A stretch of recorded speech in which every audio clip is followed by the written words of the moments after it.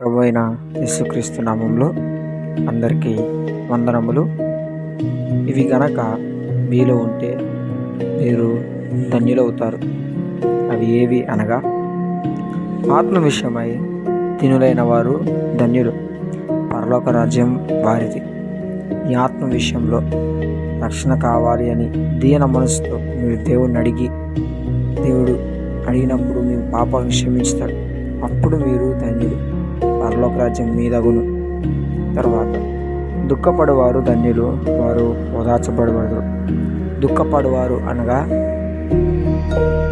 ప్రార్థనలో కన్నీరు కారుస్తూ దేవునికి వారి మొరలను చెప్పుకొంచు దేవుని ఎదుట అంగలార్చువారు ఓదార్చబడతారు. అలాగే సాత్వికులు ధన్యులు, వారు భూలోకమును స్వతంత్రించుకుంటారు.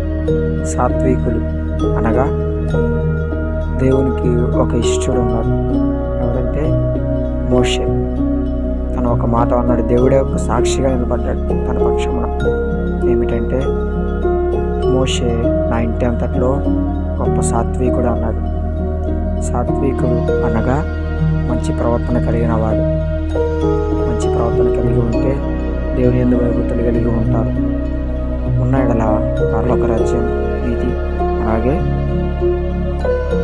భూలోకమును స్వతంత్రించుకుందరు.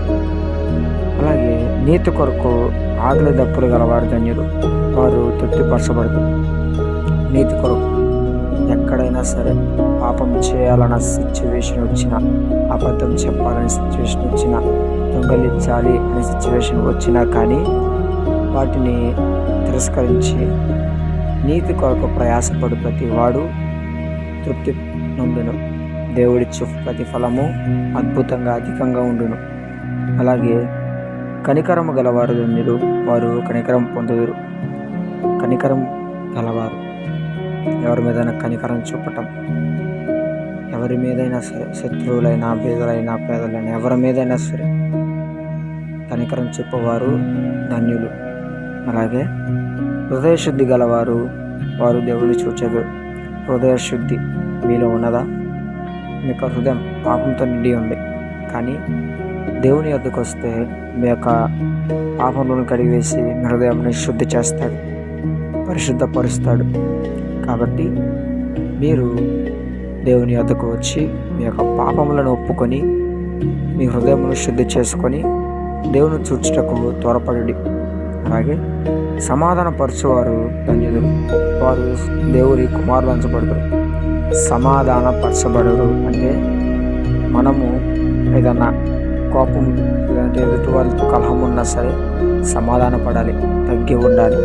ఎప్పుడైతే మనం సమాధానం కలిగి ఉంటామో అప్పుడు మనము దేవుని కుమారులుగా పెంచబడతాం.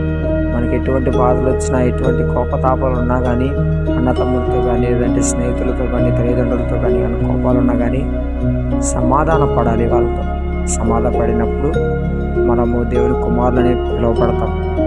అలాగే నీతి నిమిత్తము హింసపడువారు ధన్యులు, పరలోక రాజ్యం వారిది. నీతి నిమిత్తం, నీతి నోవాహు యోసేపు చూస్తే వారు ఎదుట పాపం ఉండగానే చేయలే.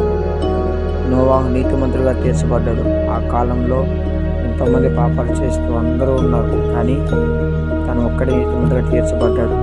లోతు సొదొమ గొమొర్రా పట్టణంలో ప్రతి ఒక్కరు పాపం చేస్తున్నారు, తన కుటుంబం మాత్రం ఇక్కడ పాపంలో లోనవల, కానీ నీతిమంతులుగా తీర్చబడ్డాడు.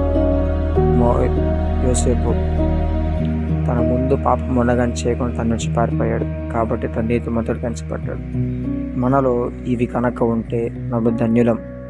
లేని ఎడలా ఒక్కసారి మిమ్మల్ని ప్రశ్నించుకొని, మన జీవితం ఎలాగున్నదో ఒక్కసారి మిమ్మల్ని ప్రశ్నించుకొని దేవుని ఎదుటకు వచ్చి మీకు ఆ పాపములను ఒప్పుకొని రక్షణ, బాప్తిసం అను ఫలములను పొంది దేవుని సువార్తను ప్రకటించండి. ఆమేన్.